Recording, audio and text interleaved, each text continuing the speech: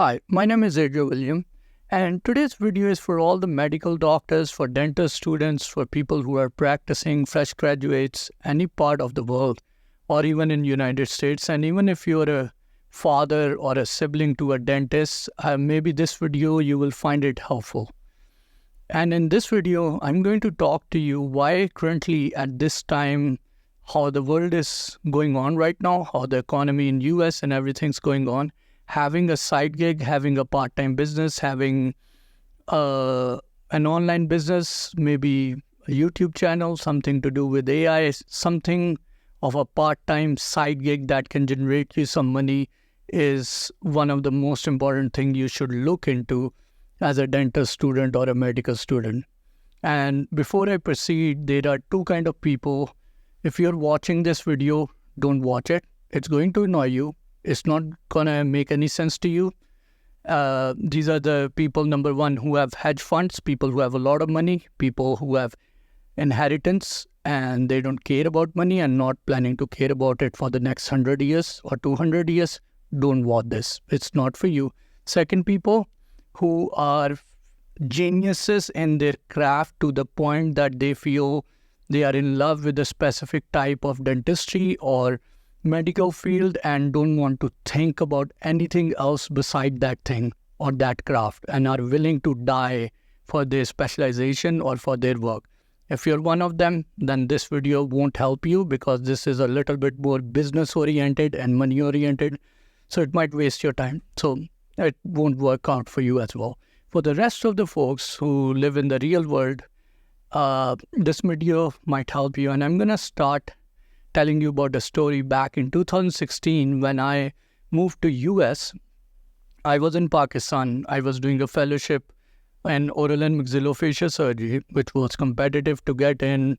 You think you're a big dog, you're becoming an oral surgeon. At the age of 25, 26, I had a government job along with that, but my mindset was at a totally different place. So I quit both of these things.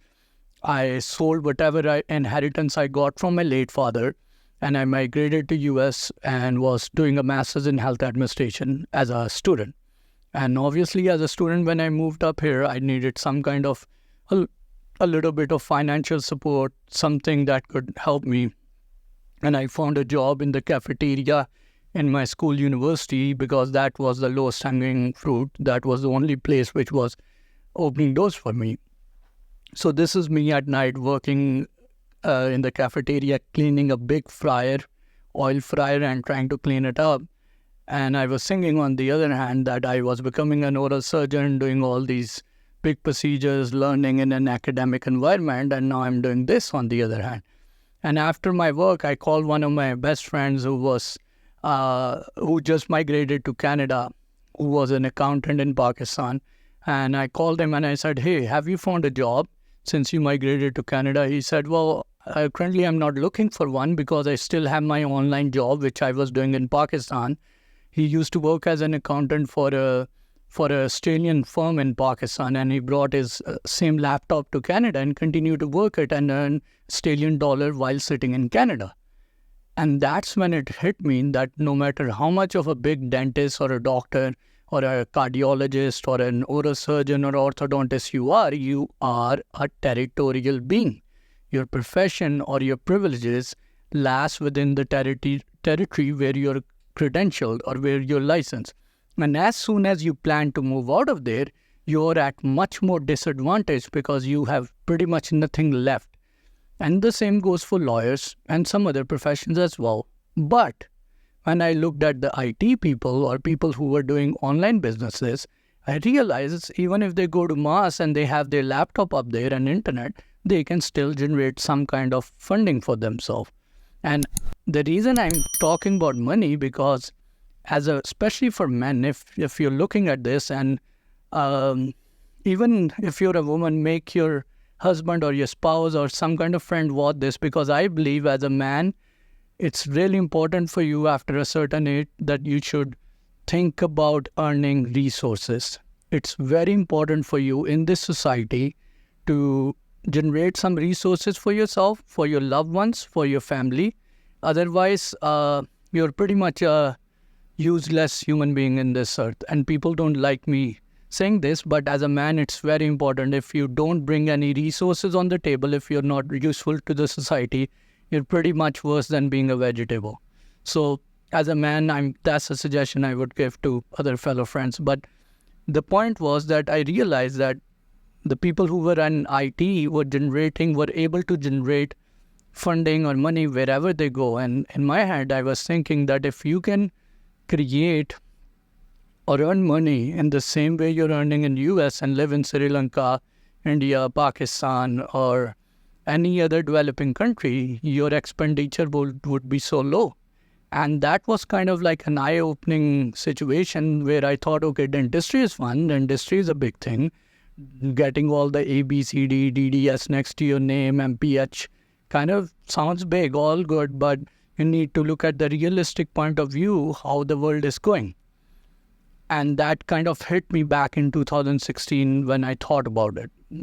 And after the preceding year, I did my master's, started working in a nonprofit, and during that time, I started giving my board exam, TOEFL exam, started applying to school, visiting school, and all of the money that were going into just applying through the CAPET back in 2019 was a lot. Even I was trying to get into Stevenson course, booking flight, visiting schools, and this was a lot of money. And even when I got accepted to schools, then you pay for the fee, you pay for the loops, you pay for the MacBook you have to buy, the iPad they make you buy, the books they will make you buy, you will pay for the ADEX exam, and this was a lot of money. And when I look retrospectively, as a student, you're paying dozens of money, and most of us are taking loan, and they are teaching you just the basic how to not kill a patient. That's what they are teaching you. They are teaching you the very basic fundamental of dentistry, and you're not even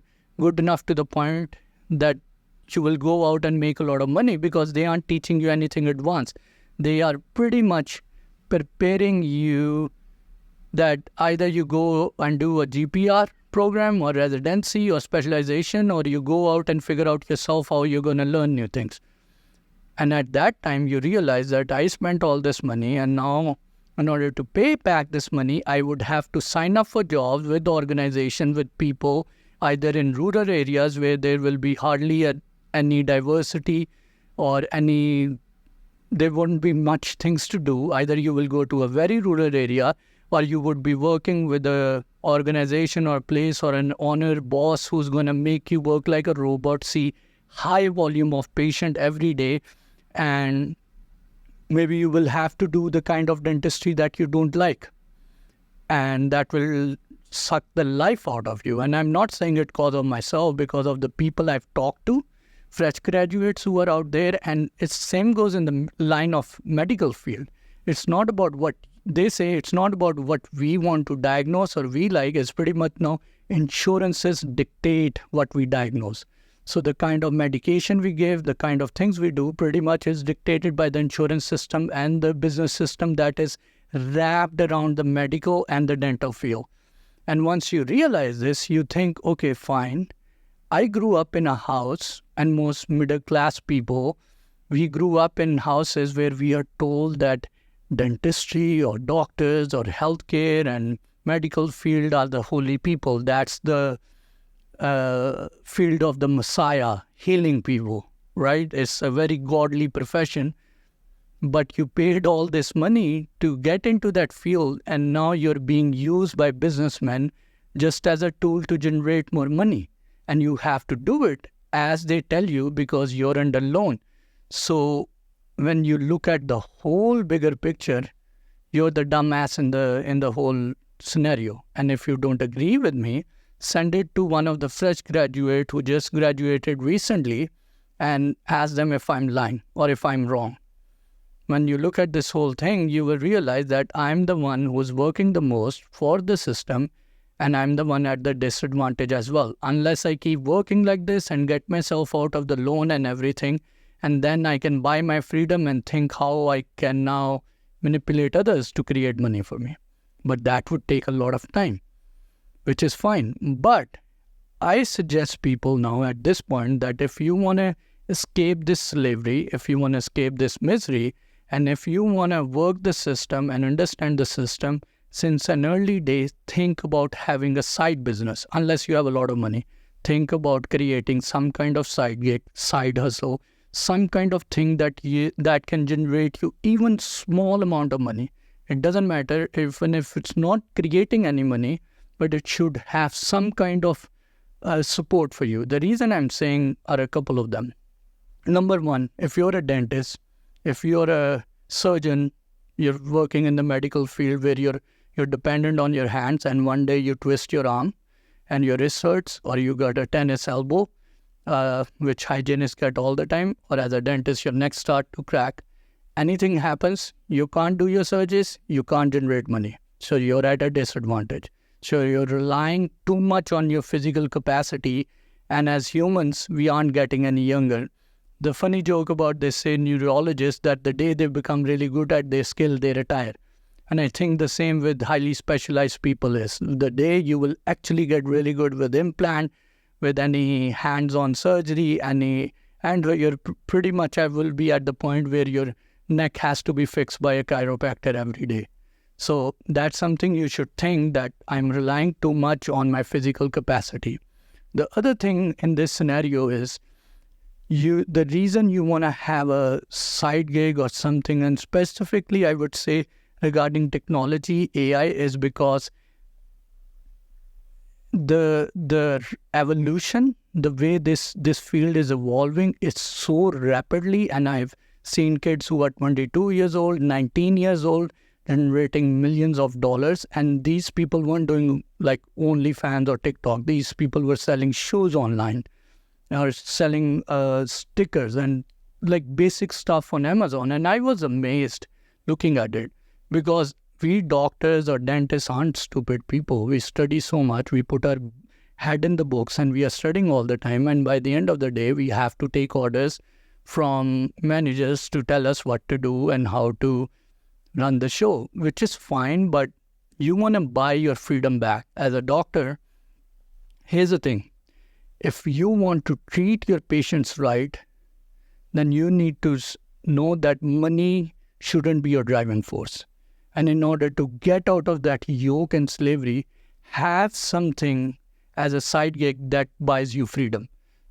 Because in the old days, people who were royals, people who had a lot of money, used to become lawyers and doctors because they didn't care about money, like Bruce Wayne, and they become Batman because they don't care about money.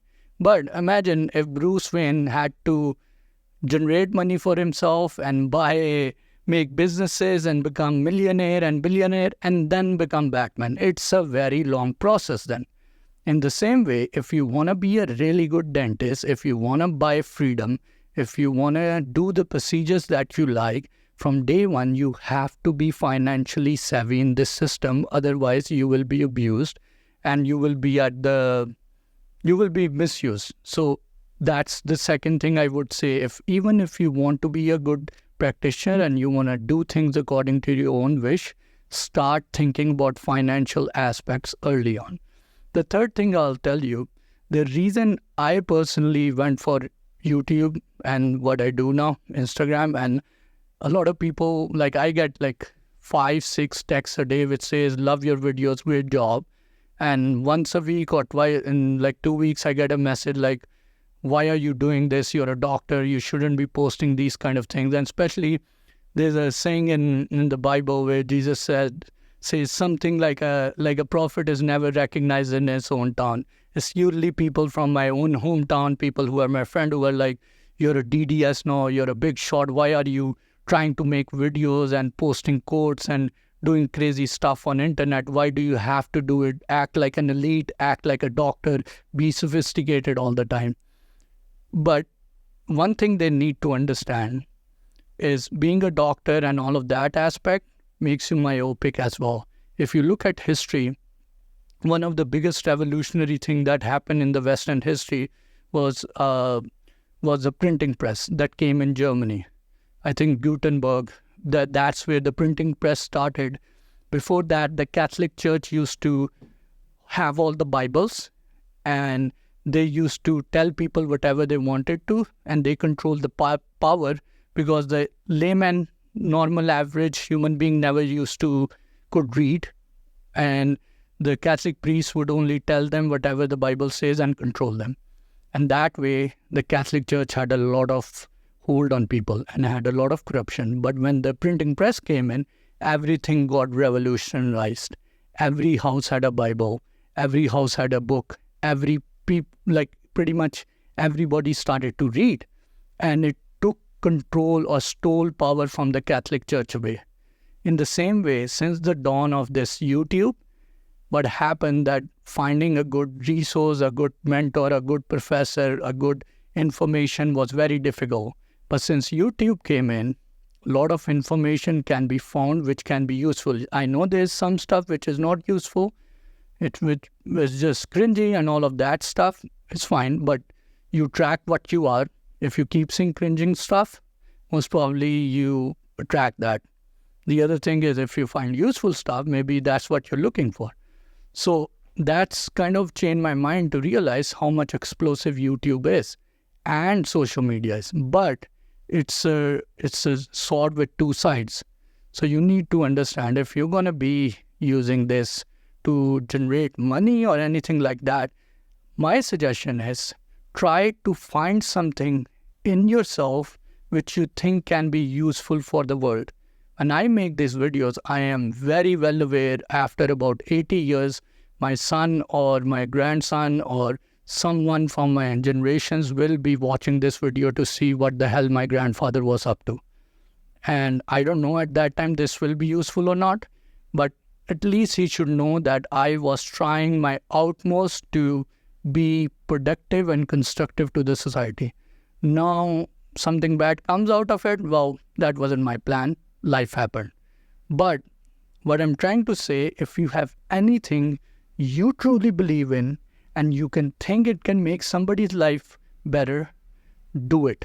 And if you can generate some financial support for yourself, do it. Especially in the line of medical, do it. If you won't do it, then those people will who won't use this money for good. If you generate money through social media, at least you will be paying off your student loans. You will be paying off your medical loans. Other people I don't know what they would be doing, any useful thing or not. So look at that perspective as well. The other thing I'll say when it comes to YouTube and social media, I would suggest do things that are your inner calling. Personally, people keep saying, why do you post such things on Instagram? I would put my bodybuilding or weightlifting or some quotes or anything. Most of the time, it's therapeutic for me. For me, it's an art form. I scribble things. I play with this editing. I do all this editing myself. I work with colors, contrast, and it's fun for me. It's therapeutic. It lets me express my inner thoughts. And it's complicated. Most people couldn't understand, but I never say I'm a simple man. It's a complicated way of thinking, but it helps me express myself. And sometimes people can find it useful. Those ones who don't, they can just ignore it. On the other hand, I would also say that when you start doing it and when you start posting this, the day you will start to get some negative pushback, some adversity, some difficulty, understand that you're about to grow. When I started doing it, I'm not going to go in detail. I don't want to give people limelight who don't deserve limelight, but I got a lot of pushback. And you will think my content is not even that serious. I don't even have millions of viewers. But even on my content, there were people who used to send emails to the Dean of University of Colorado and used to complain over the content I make. And I was well aware who these people were. But actually, I like resistance. I like that somebody find this annoying because that means it has potential of growth. And time to time, I wish somebody gives me a pushback, somebody gives me a challenge. And when they do, that's when I grow. So what I'm saying, if you're going to do it, remember, if you're going to do it good and consistently, you're going to get some blowback. And if you do, you have to remain consistent. Sometimes people would say Adriel, your videos are very intense. You take things very seriously, because there is a certain level of sacrifices I have made to keep this channel alive, to keep these alive, because during my school time, I was told a lot of things about this that I should stop.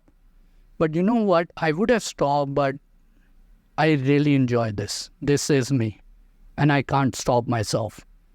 And that's when I realized that if this is me, no matter how much you're going to tell me, I'm going to do it more. And now at a certain point, it generates me some financial help too that allows me to become a better practitioner. I've been trying to utilize it to become a better practitioner by some freedom. And the reason I made all this video and shared all of this idea, because I know at some point I might be able to inspire somebody to do something creative for themselves. And you should if you're thinking about it. And I know when you inspire, you create competition. And I'm waiting for some good competition. And I hope you find this video useful and you make something good out of it. Hopefully, I'll see you in a more meaningful video. Thank you.